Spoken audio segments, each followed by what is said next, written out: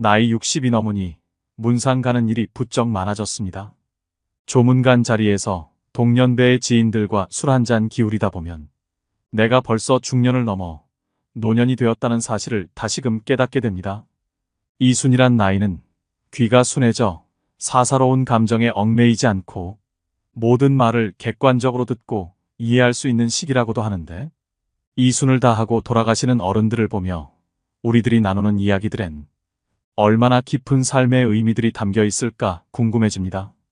뼈 빠지게 노력하며 열심히 살았다 푸념들 하지만 무엇을 위해, 누구를 위해 이토록 열심히 살았다는 것인지, 가족을 위해 살았다지만 정말 그게 전부인지, 지금껏 앞만 보고 달려온 인생, 누구도 그 의미를 알아주지 않는다고 생각하니 끝없는 공허함과 소외감이 몰려오곤 합니다. 누구나 60여 년을 살다 보면 뒤를 돌아보게 됩니다. 100세 시대를 맞이한 요즘 60세는 인생의 약 절반에 불과한 나이가 되었습니다. 60세가 되어 인생의 반환점을 맞이한 사람들은 새로운 인생이 막을 꿈꾸기도 하지만 어떻게 살아야 할지 막막해지는 경우도 많습니다. 또 나름대로 최선을 다해 살아왔다고 해도 이른을 앞둔 대부분의 사람들은 분명 후회되는 일들이 생깁니다. 미래에 희망이 없어 보인다 해도 포기하지 말고 지금부터 할 수 있는 일들을 꾸준히 실천해야 합니다. 오늘은 60대의 99%가 후회하는 4가지에 대해 이야기를 나눠보겠습니다.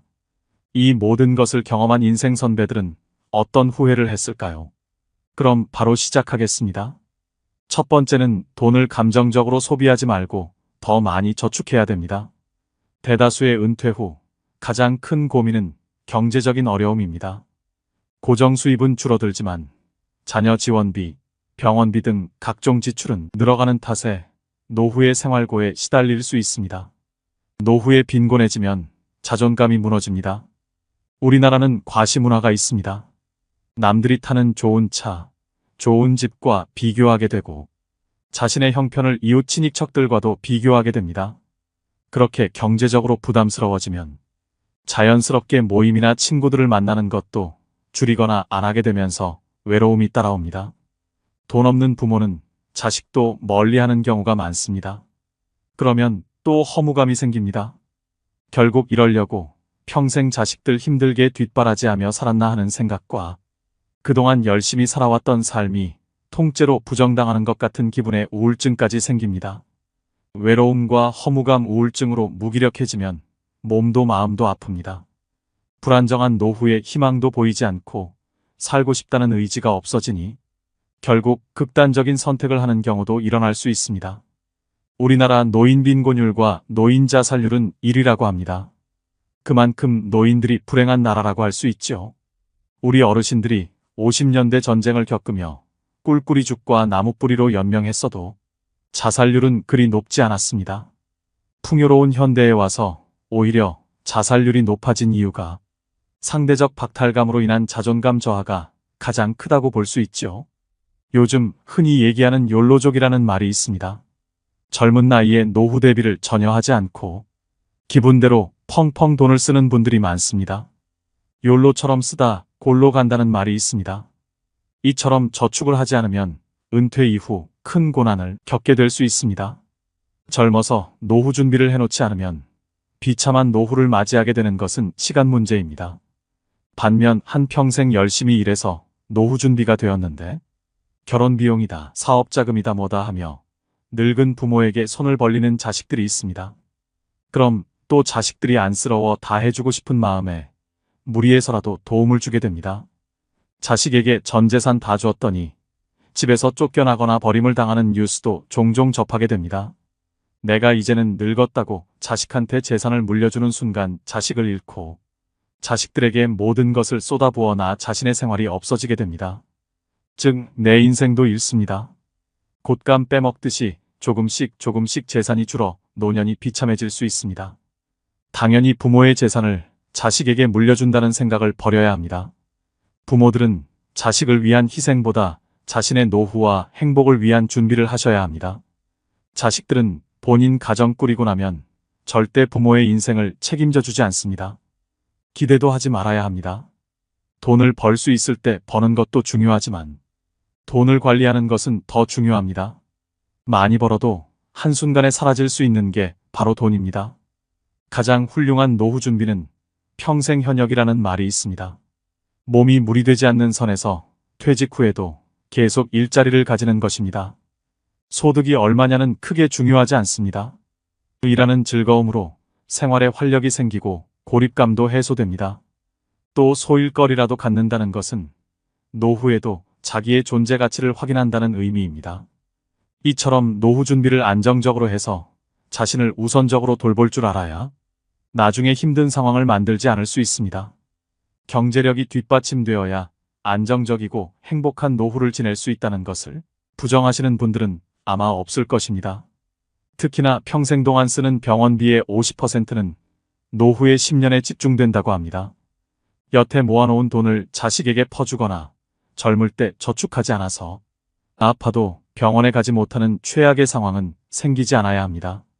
이런 상황을 만들지 않으려면 우리는 우리의 돈을 잘 지켜야 합니다.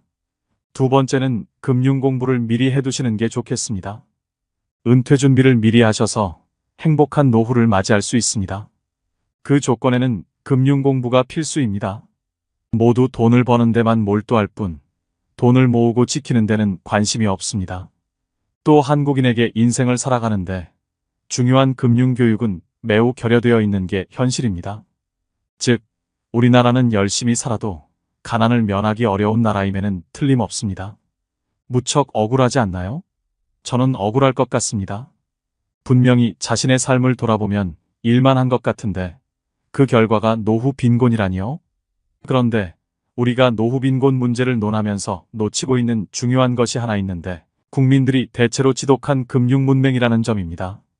문자 문맹은 생활이 불편한 일이지만 금융 문맹은 생존이 달린 문제입니다.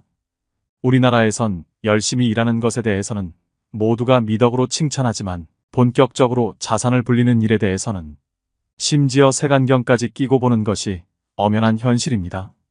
주식 투자를 하면 도박한다고 경멸하질 않나. 주식 투자에서 돈 번 사람 본 적이 없다고 비아냥거리질 않나. 게다가 부동산을 하면 투기꾼이라고 윽박지르질 않나. 그러면서 동시에 열심히 땀 흘려 돈을 벌고 열심히 저축을 해서 부자 되라고 합니다.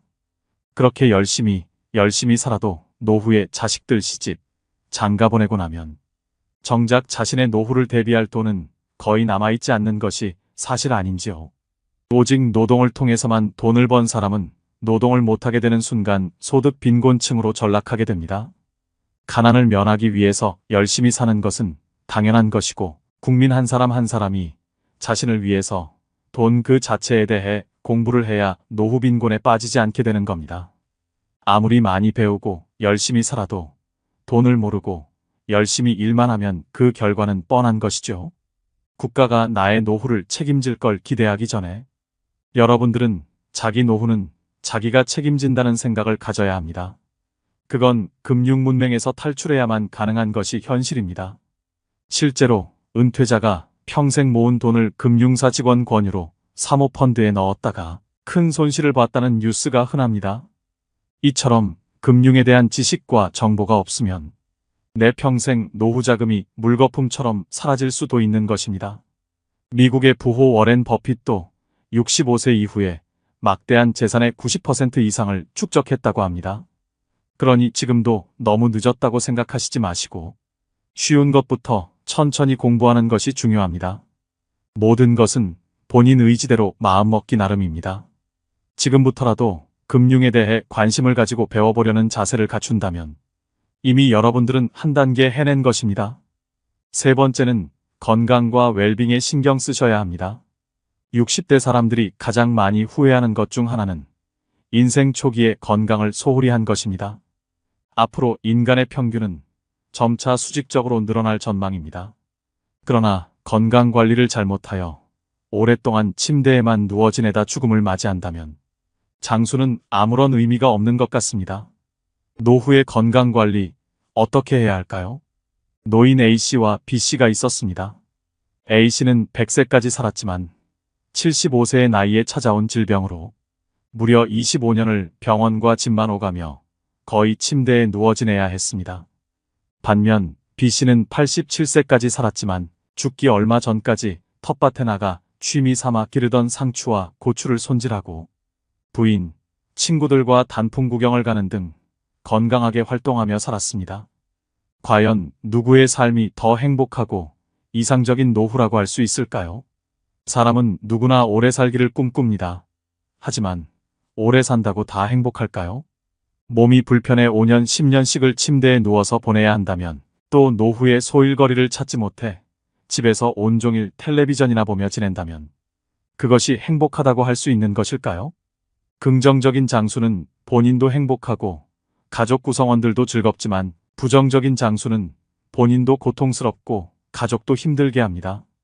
중요한 것은 얼마나 오래 사느냐가 아니라 얼마나 건강하게 사느냐입니다.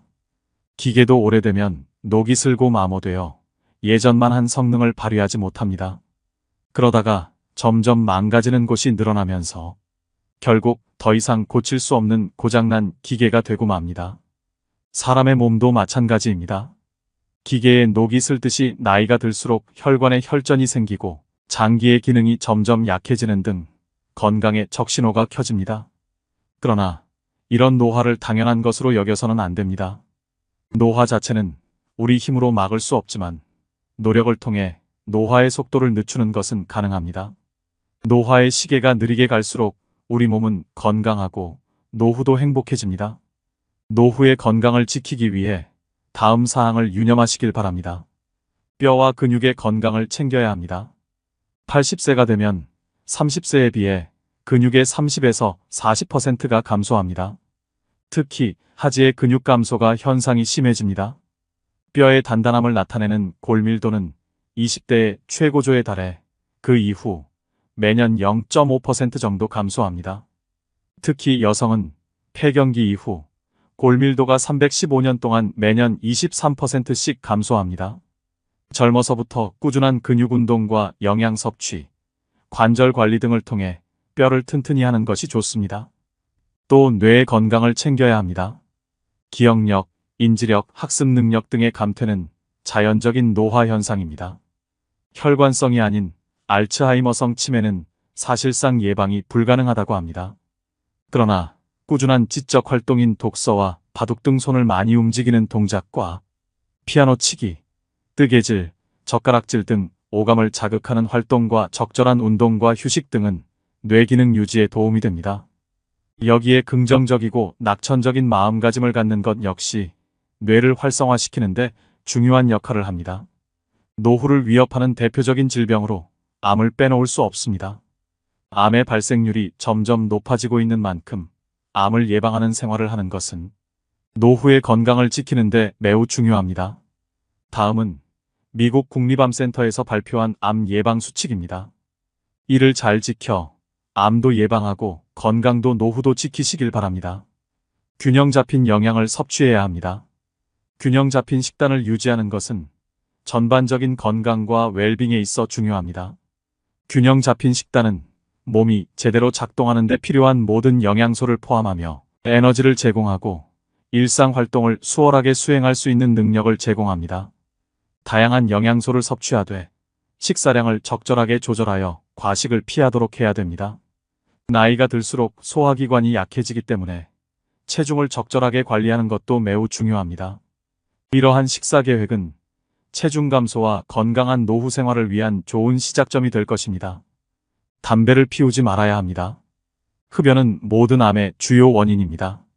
흡연한 사람은 그렇지 않은 사람에 비해 폐암의 발병률은 20배, 후두암은 10배, 구강암은 4배, 식도암은 3배가 높습니다. 순한 담배라고 덜 해로운 것이 아니며 담배를 피우면 스트레스가 풀어지고 살이 빠진다는 근거는 없습니다. 백해 무익한 담배, 반드시 금연해야 됩니다. 음식을 짜지 않게 먹고 탄 음식을 먹지 않아야 합니다. 짠 음식은 위 점막을 손상시키고 위염을 유발하여 위암의 발생률을 증가시킵니다. 짠 국물은 적게 먹는 것이 좋으며 간장, 된장 등 추가로 먹는 양념도 줄이는 것이 좋습니다. 나트륨의 배출을 위해 칼륨이 많은 채소와 과일을 많이 드시는 것이 좋습니다. 탄 음식에는 유전자 변형을 일으키는 발암물질이 있으므로 숯불이나 바비큐 형태로의 조리는 줄여야 합니다. 주 5회 이상, 하루 30분 이상, 땀이 날 정도로 걷거나 운동하는 걸 추천드립니다. 규칙적으로 개인의 연령과 건강 상태에 맞게 운동하는 것이 좋습니다.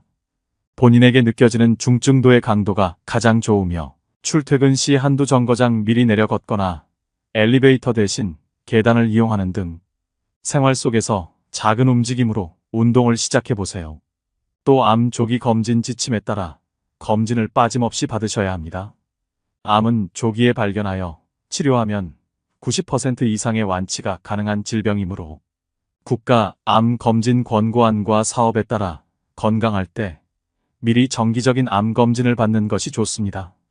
국가 암 검진 사업은 암을 조기에 발견해서 암 치료율을 높이고 암으로 인한 부담과 사망을 감소시키기 위해 국가에서 제공하는 사업입니다. 자기 관리에 우선순위를 두고 규칙적인 운동을 하고 영양가 있는 식단을 유지하고 예방적 건강관리를 통해 활력과 장수를 증진하세요. 건강에 우선순위를 두면 나이가 들어도 만족스럽고 활동적인 라이프 스타일을 즐길 수 있는 확률이 높아집니다. 네 번째는 평생 할 수 있는 나만의 취미를 만들어야 합니다. 다양한 취미 활동을 즐기는 것은 젊은 세대의 전유물이 아닙니다. 나이 들어도 취미 활동을 꾸준히 유지하는 것이 중요합니다. 취미라고 하면 거창하다고 생각해서 지레 겁부터 드시고 도전조차 안 하시는 분들이 많습니다. 등산과 가벼운 산책, 음악 감상, 독서 등과 같이 돈이 필요하지 않은 취미들도 많습니다. 숲길 해변 맨발 걷기 같은 취미도 자연에 가까워지면서 힐링할 수 있는 길입니다. 소박하게 핀 꽃 한 송이, 파란 하늘 그리고 살랑거리는 바람에도 행복한 감정을 느끼며 이름 모를 들풀 하나에도 의미를 부여하며 나 자신의 삶에도 의미를 부여할 수 있습니다. 한 연구에 따르면 60세 이상 사람들 중 취미가 있는 사람은 우울증 증상이 적고 행복감, 건강하다는 느낌, 삶의 만족도가 높다고 합니다. 말년의 삶의 만족도는 취미 활동과 가장 밀접하게 연관되어 있었는데요. 취미는 자신이 마음과 몸을 조절할 수 있다는 느낌, 삶의 목적 찾기, 일상의 문제를 해결할 수 있다는 느낌 등 삶의 만족도에 많은 기여를 합니다. 또 다양한 취미 활동은 치매 예방에도 매우 도움이 됩니다. 치매에 좋은 활동은 두뇌 회전을 많이 시킬 수 있는 놀이나 독서입니다. 건전한 수준의 게임, 바둑, 카드놀이와 같은 종합적인 인지 능력을 요구하는 놀이가 도움이 됩니다. 신문, 책을 읽거나 글을 쓰는 것도 효과적인 예방법입니다. 글쓰기는 전두엽과 두정엽을 활성화시켜주는 취미로 노년에 하기 적합합니다. 글을 쓴다는 것은 생각을 정리해 써내려가는 것이기 때문에 생각을 하며 글을 쓰는 일은 손을 계속해서 움직이는 취미인 만큼 뇌의 근육 발달에 도움을 줄 수 있습니다. 글쓰기와 더불어 책을 자주 읽는 것 또한 집중력을 훈련하는 취미로서 책을 읽고 감명 깊었던 부분이나 느낀 점을 노트에 적어보는 방법도 좋을 것 같습니다. 그림 그리기도 좋습니다. 정밀한 손의 움직임이 필요한 색칠 공부는 손과 두뇌의 상호작용이 일어나는 활동으로 뇌 발달에 도움을 줄 수 있을 뿐만 아니라 즐거움과 성취감 또한 함께 느낄 수 있습니다. 색을 선택하고 칠하는 과정이 측두엽의 활성화, 전두엽, 두정엽, 손해세포 활성화와 뇌 혈액 속의 산소 농도를 증가시켜줌과 동시에 인지기능 저하를 예방하고 소근육의 강화를 도와준다고 합니다. 노후에는 아무래도 시간이 많아지게 되다 보니 자연히 쓸데없는 생각이 많아지게 됩니다. 머릿속에 잡생각이 많아지다 보면 생각의 늪에 빠져 자기 스스로를 더 바닥까지 내려가게 할 수 있습니다. 그러다 보면 어느새 우울감이 따라올 수도 있습니다. 특히 혼자 사시는 노인분들에게 이러한 상황은 더 악영향을 미칠 수 있기 때문에 그림을 그리는 시간 동안 온전히 집중하게 되어 잡념을 떨칠 수 있게 되어 우울한 생각에서 벗어나는 것에 큰 도움이 됩니다. 그림 그리기는 준비물도 크게 필요 없어 아주 쉽게 접근할 수 있는 취미 중 하나입니다.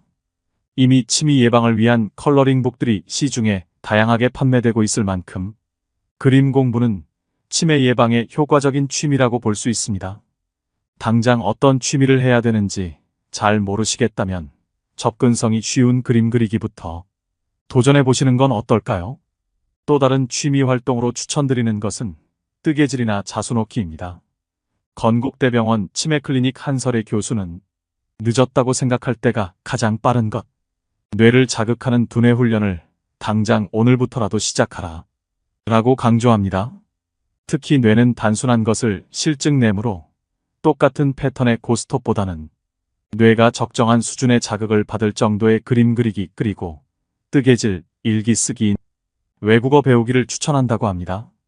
취미 생활이 건강에도 도움이 된다고 하니 치매 예방을 위해 지금부터 손과 머리를 자주 사용해 보시길 꼭 권해드립니다. 오늘의 영상 어떠셨나요? 후회는 인생의 본질적인 부분이지만 다른 사람들의 경험에서 배우면 60대를 더 지혜롭게 헤쳐나가고 일반적인 함정을 피할 수 있습니다. 건강을 우선시하고 은퇴를 계획하고 자기 개발로 성장하고 정신적 웰빙을 우선시하고 현재를 음미하세요.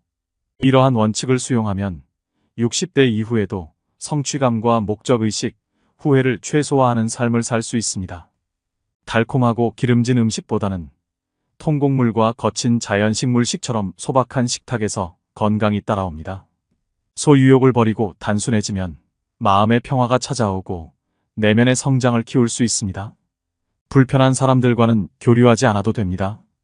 어차피 사람은 외롭습니다. 끝으로 정호승의 시를 하나 들려드리면서 오늘의 영상 마무리하겠습니다. 울지 마라. 외로우니까 사람이다. 살아간다는 것은 외로움을 견디는 일이다. 공연이 오지 않는 전화를 기다리지 마라. 눈이 오면 눈길을 걸어가고 비가 오면 빗길을 걸어가라.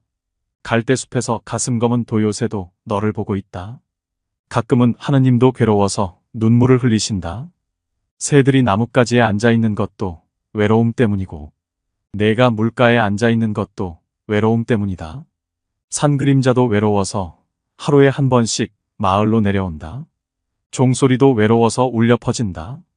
오늘도 노후의 지혜와 함께 해주셔서 감사드립니다. 황금빛으로 무르익어가는 여러분의 지혜로운 인생을 언제나 응원합니다.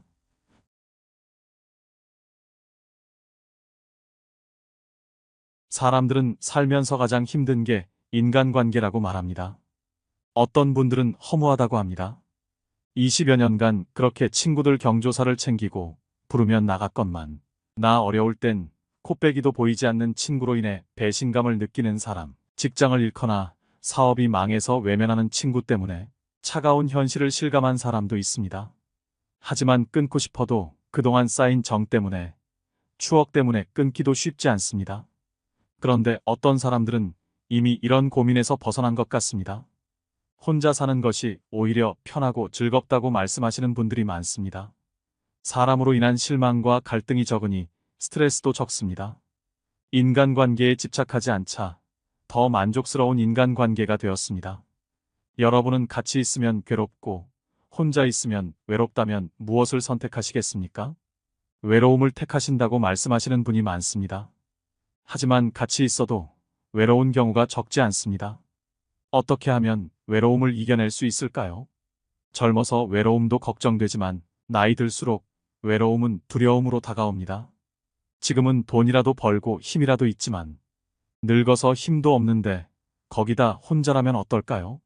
오늘은 나이 들수록 혼자만의 시간이 필요한 이유 4가지에 관해 말씀드릴까 합니다. 이 영상에서 혼자이어야 한다는 의미는 주체적이고 독립적인 한 인간으로서 자신의 개성을 살리고 남보다 자신을 위해서 살아보자는 뜻입니다. 친구들과 단절하고 배우자와 헤어지고 공동체에서 고립된 채 살자는 뜻이 아님을 말씀드립니다. 우리는 더불어 함께 살아야 행복한 존재들입니다. 공동체 속에서 함께 생활하고 서로 돕고 서로 의지하고 살아야 합니다. 그런 속에서 삶의 균형을 이룰 수 있게 혼자만의 시간도 필요합니다. 노후를 위해 무조건 챙겨야 하는 4가지, 바로 시작하겠습니다. 첫 번째입니다. 진짜 중요한 것은 고립되지 않는 것입니다. 요즘 들어 고독사라는 말을 흔치 않게 듣습니다. 늘어나는 1인 가구의 고독사로 인해 사후 처리를 하는 특수 청소업체도 생겼습니다. 유품 정리사라는 직업도 등장했습니다. 60대 이상의 나홀로 가구가 전체 인구의 41%라고 합니다. 하지만 나이 들어서 가장 불행한 사람은 혼자 사는 사람이 아니라 마음이 맞지도 않는 사람과 어쩔 수 없이 같이 사는 사람임에 분명합니다. 나이 들어서는 뭐니 해도 부부가 함께 사는 것이 좋다지만 그것은 부부 사이의 친밀감이 여전할 때 해당되는 얘기입니다. 나이 들어 혼자 사는 사람들을 걱정하는 말들도 있습니다. 하지만 예전과 같이 안 됐다, 불쌍하다, 외롭겠다, 박복하다 생각하기보다는 자유롭겠다, 편해 보인다 하는 생각으로 시선이 옮겨가고 있습니다. 여기서 중요한 것은 고독은 고립이고 동거는 안심이라는 함정에 빠지지 말아야 합니다. 혼자 살기 때문에 고독사가 생긴다는 게 아닙니다. 문제의 원인은 살아있을 때 누구와도 어울리지 않고 외부로부터 고립되어 있었던 것이 가장 문제로 지적됩니다. 이로 인해 발견이 늦어 슬프고 안타까운 상황을 만듭니다. 하지만 이보다 더 우려하는 것이 있습니다. 혼자 아프다 죽는 두려움입니다. 요양원에 가는 것도 이를 대비한 방법입니다. 누구나 다 가기 싫어하지만 누구든 다 가게 될 수밖에 없는 요양원도 고독사가 두려워 선택하는 답안이 되기도 합니다.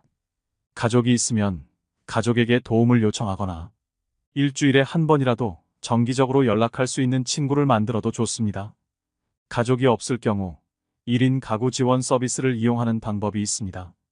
정기적으로 방문하는 동네 사회복지사와도 연계되어 있다면 최소한 고독사의 공포에서는 벗어날 수 있습니다.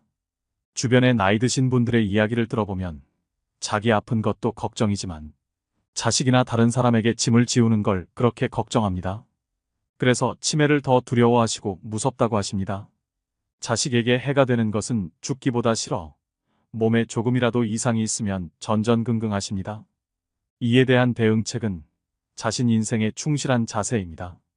짧고 굵게 살다 갈 거라며 술에 담배에 즐기고 싶은 걸 즐기다 간다고 하는 사람들이 있는데 실상은 이런 사람이 더 길고 가늘게 살아 주변 사람들에게 못할 짓을 하는 걸 봅니다. 자기는 그래도 즐겁게 살기라도 했지만 죄 없는 가족과 주변 사람을 힘들게 한 것은 죄라면 죄라고 생각합니다. 다른 사람에게 폐 끼치고 싶지 않다면 정말 자기 건강 관리에 성실하게 노력해야 합니다. 건강은 한 번 잃으면 회복하기가 정말 힘듭니다. 그래서 젊을 때부터 몸 관리를 잘해야 늙어서 고생 안 합니다. 건강검진 잘하고 평소 건강 관리를 꾸준히 하는 부모님을 둔 자식이야말로 큰 복입니다. 이런 어른들은 일상생활에 임하는 자세도 성실하십니다. 이는 나이를 불문하고 혼자서도 편안히 지내는 사람들에게서 찾아볼 수 있는 큰 특징입니다. 하지만 남에게 폐 끼치지 않고 혼자 살아도 행복하려면 생전에 고립되어 살지 않는 것이 최고라고 생각합니다.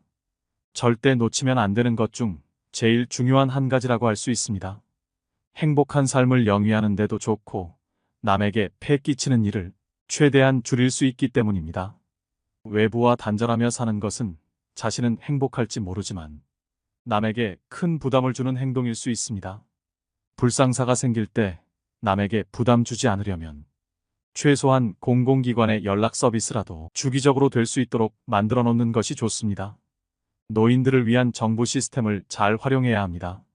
이렇게 주변 인정 네트워크와 주기적으로 연락을 주고받는 관계를 만들어 놓는다면 부담은 훨씬 줄게 됩니다. 이것이 나이든 노인만의 이야기일까요? 요즘 뉴스에는 젊은 사람들의 슬픈 이야기도 심심치 않게 들립니다. 젊은 사람들도 절대 놓치면 안 되는 것이 스스로 고립에 갇히는 것입니다. 두 번째는 곁에 있는 사람을 소중하게 대해야 합니다. 이 사실을 알기까지 오래 걸렸습니다. 소중한 사람이 옆에 있다는 것은 행복이라는 것을요. 우리는 가까이 있는 사람의 소중함을 모르고 살 때가 많습니다. 인터넷에 아름답게 나이 먹는 방법으로 말조심에 관한 글들이 있었습니다. 그중 함께 살지 않는 며느리나 딸이 더 좋다고 말하지 말자라는 글귀가 눈에 들어왔습니다. 가끔 찾아오는 사람은 애틋하고 그립습니다.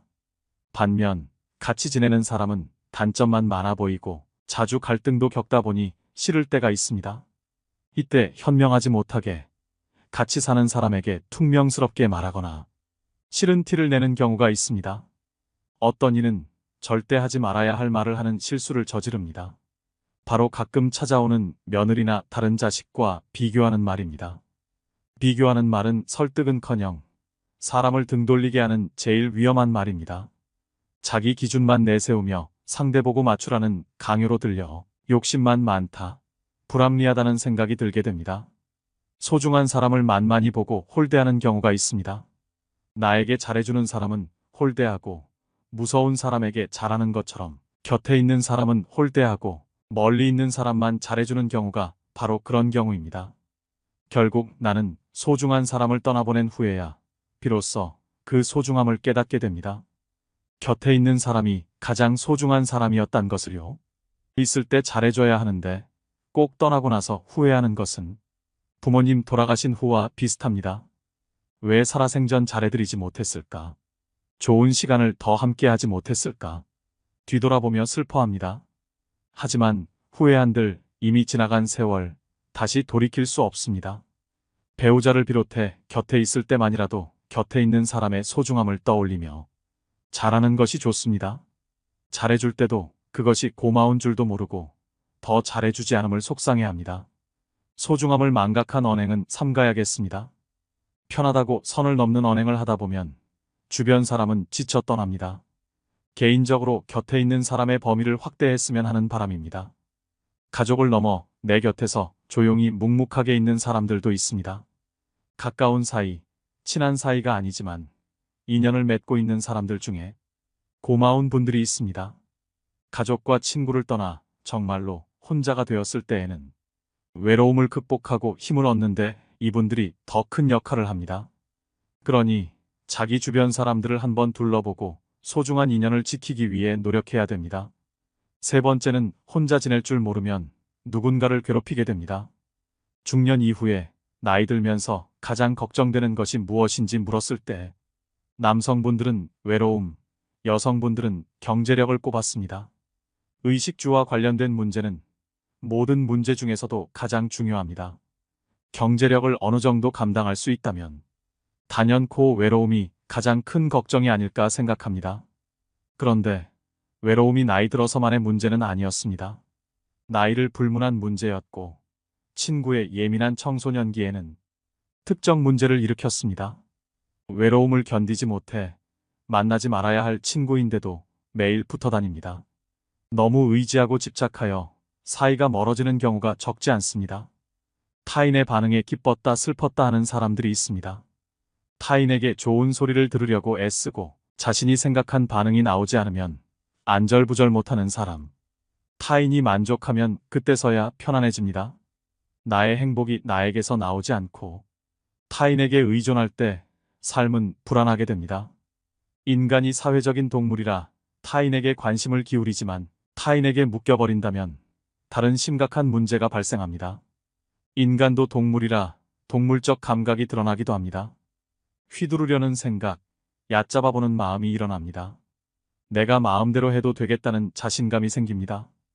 이를 이성적으로 조절하는 사람이 아니라면 자기 생각을 그대로 실행하게 됩니다. 그러나 혼자 잘 사는 사람들은 나의 행복을 남에게 의존하지 않습니다. 남의 감정에 일희일비하지 않고 자기 생각과 다른 반응이 나오면 그럴 수 있다라는 식으로 가볍게 생각하고 넘깁니다. 내가 그 사람 감정까지 책임질 수 없기 때문입니다. 이것은 상대 감정을 존중하는 것입니다. 혼자서도 잘 지낸다는 것은 남에게 의지할 필요가 없을 정도로 스스로에 대한 멘탈이 아주 강하다는 증거입니다. 멘탈이 건강한 사람은 당연히 인간관계도 마찬가지로 건강하기 때문입니다. 반면 혼자서도 잘 지내지 못하는 사람들은 타인에게 지나치게 의존하면서 인간관계에 다양한 문제를 일으키는 경우가 많습니다. 사람과 인간관계가 힘들다고 말하지만 사실 외로움이 힘든 인간관계를 자초하는 경우가 적지 않습니다. 외로움을 피하려고 할수록 더 휘둘리고 약해지기 쉽습니다. 여기에 딱 맞는 말들이 떠오릅니다. 외로움을 견디지 못하고 관계에 휘둘리는 사람은 평생 다른 사람의 기준에 끌려다닐 뿐이다. 책 혼자 있는 시간의 힘의 저자인 사이토 다카시 교수의 말입니다. 인간의 불행은 고독할 줄 모르는 데서 온다. 영국 최고의 지성으로 불리는 세계적인 정신분석학자 앤서니 스톤은 자신의 저서인 책 고독의 위로에서 이렇게 말합니다. 사람들은 혼자 있는 것이 외롭다고 생각하지만 나는 그것이 사실이라고 생각하지 않는다. 잘못된 사람들에게 둘러싸여 있다는 것은 세상에서 가장 외로운 일이다. 킴 컬버트스는 이렇게 말합니다. 외로움을 피하려고만 하는 사람은 속에 괴로움이 많아집니다. 사람에 집착하게 만들기 쉽습니다. 그러나 외로움을 선택할 줄 아는 사람은 여유로워집니다. 오히려 인간관계에서 강한 모습을 드러냅니다. 즉 혼자 있는 능력을 키우면 인간관계는 물론 인생에서 강해지게 됩니다. 혼자 있는 능력이란 스스로 세상과 단절하는 것이 아니라 혼자의 시간을 즐길 줄 아는 것, 내면을 들여다보는 시간을 가지는 것, 혼자의 시간에 깊게 사고할 줄 아는 것입니다. 세상엔 영원한 것이 없듯이 친구와의 관계도 영원하지 않습니다. 인연이 더 빨리 끝나는 사람, 오래가는 사람이 있을 뿐입니다. 좋은 사람과 존중하고 배려하며 살면 된다고 생각하는 것만으로도 친구에 대한 집착과 실망에서 상당히 자유로워집니다. 혼자 지낼 줄 안다면 이런 힘을 얻을 수 있지만 그렇지 않다면 결국 자신을 괴롭히게 됩니다.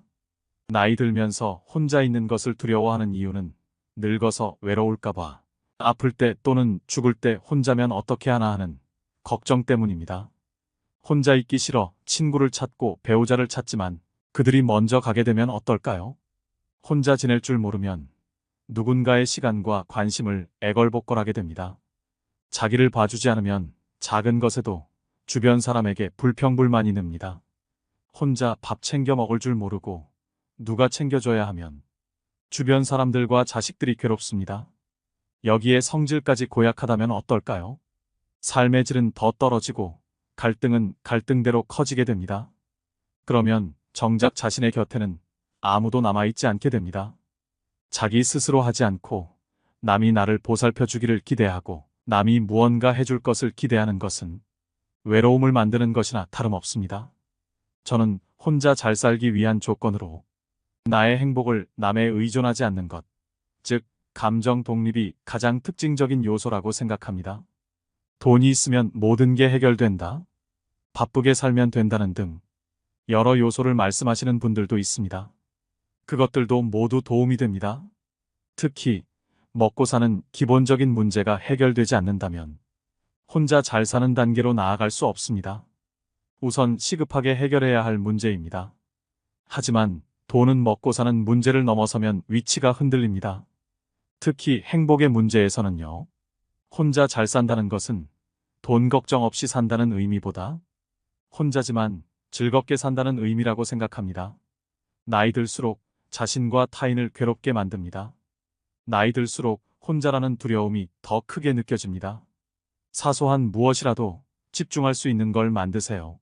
취미생활과 봉사활동을 통해 사람들과의 접촉 기회를 놓지 않고 고립과 죽음에 대비해 정부의 서비스를 요청해둬도 도움이 됩니다. 이처럼 혼자 사는 방법, 혼자 즐기는 방법을 익히는 것은 자기 스스로 힘을 키우고 삶의 질을 높이는 길입니다. 나의 행복을 남에 의존하지 않는 사람은 감정적으로 홀로서기가 된 사람입니다. 홀로서기가 연습된 사람들은 타인보다 자신의 뜻대로 주체적인 삶을 살지만 이는 이기주의가 아닌 건강한 정신에서 비롯되는 것이기 때문에 타인과도 매우 잘 지내는 경향이 있습니다. 행복의 주도권을 가진 사람이 되도록 노력해야 됩니다. 네 번째는 지금 이 순간을 살아내는 것입니다. 행복한 사람이 되기 위한 가르침들은 모두 지금 이 순간에 머물라고 합니다. 그래야 우리는 고통에서 벗어나 근심 걱정 없이 살 수 있다고 합니다. 고통을 만들어내는 것이 우리 자신이라는 사실을 다른 사람이나 바깥 세상이 아닌 우리 자신의 마음이라는 것을 알아야 합니다. 마음은 도구이며 연장입니다. 마음이란 특별한 과업에 사용되기 위해 거기 존재하는 것입니다. 일이 끝나면 내려놓아도 됩니다. 사실 대부분의 사람들이 하는 생각 중에서 80에서 90%는 반복적이고 부질없는 잡념에 불과합니다. 실제로 우리의 마음은 끊임없이 불행했던 과거를 돌아보고 두려운 미래에 대해 걱정하며 대부분의 시간을 보냅니다. 더구나 부정적인 성질을 품고 있을 때도 적지 않아서 대부분의 생각들이 해롭다고 말할 수 있을 정도입니다. 부질없고 해로운 생각들로 인해 소중한 에너지가 새어나가고 있는 것입니다. 지나간 과거에 대한 집착을 버리고 아직 오지 않은 미래에 대한 두려움을 버리라고 수천 년에 걸쳐 많은 사람들이 그 중요성을 수도 없이 알려줬음에도 불구하고 왜 지금 이 순간의 삶에 집중하는 것은 그리도 어려울까요? 많은 사람들이 행복을 기다립니다. 그러나 행복은 미래에 올 수 없습니다. 어디서 무슨 일을 하든 그 일을 존중하고 인정하고 충분히 받아들이셔야 합니다. 지금 가진 것을 완전히 받아들이세요. 그러면 가진 것에 대해, 있는 그대로에 대해, 존재하는 것에 대해 감사하게 됩니다. 현재의 순간에 대해 감사하면서 지금 충만한 삶을 사는 것이야말로 더 없는 행복입니다. 바쁘지 않아 보이지만 혼자 잘 사는 사람들은 항상 뭔가에 만족을 느끼는 일을 하고 있습니다. 일정이 빡빡한 사람도 있습니다. 남이 찾지 않아도 항상 갈 곳이 있다는 사람. 즐겁기만 합니다. 서로 상반돼 보이지만 자기 시간을 알차게 보냅니다. 봉사, 자기가 하고 싶었던 일 등 형태는 달라도 마음에 성취감을 주고 여기서 소소한 행복을 느낍니다. 작은 것에서도 감사함을 느낍니다. 사는 게 의미 없이 느껴질 때가 있습니다. 삶의 의미를 찾아 도서관에 가서 책도 읽어보고 좋은 분들의 말씀도 들어봅니다. 하지만 아주 단순한 것에서 삶의 의미를 발견하시는 분들이 있습니다. 삶의 의미를 느낀다는 것이 남을 돕고 가치 있는 일을 하는 것만 있는 것은 아니라는 생각이 들었습니다. 주어진 인생을 살아내는 것도 의미 있게 사는 것이라고 생각합니다. 의미라는 것이 별것이 있을까요? 작은 것에도 감사하는 시간이 많다면 그 사람의 인생은 이미 성공하고 의미 있는 인생이 아닐까 생각합니다. 감사하는 마음이 아니더라도 이 순간을 짜증내거나 신세한탄하며 지내지 않고 사는 것도 주어진 삶을 잘 보내고 있는 것이 아닐까요? 내 인생이 의미 있는지는 남이 판단하는 것이 아닙니다. 내가 판단하는 것입니다. 지금까지 살아있다는 것은 살아남았다는 것을 뜻하기도 합니다. 죄짓지 않고 남에게 불편 끼치지 않는다면 인생의 의미까지 남의 판단에 의존할 필요가 있을까요? 혼자 잘 사는 사람들의 모습에서 이런 모습을 엿볼 수 있었습니다. 여러분의 행복한 노후를 결정하는 열쇠는 무엇일까요? 이 순간 자기의 의식 수준입니다. 그러므로 긍정적인 변화를 위해서는 내 맡김이 그 무엇보다 중요합니다. 있는 그대로의 지금 이 순간에 내맡겨 완전히 현존하게 되면 불행한 과거는 힘을 잃게 됩니다. 여러분에게는 과거가 더 이상 필요하지 않게 됩니다. 지금이 바로 그 열쇠입니다. 오늘의 영상 어떠셨나요? 나이가 들수록 행복한 노후를 위해 실천해야 되는 것 4가지를 꼭 지키셔서 혼자만의 시간에서 마음의 평안을 얻으셨으면 좋겠습니다. 오늘도 노후의 지혜와 함께 해주셔서 감사드립니다. 황금빛으로 무르익어가는 여러분의 지혜로운 인생을 언제나 응원합니다.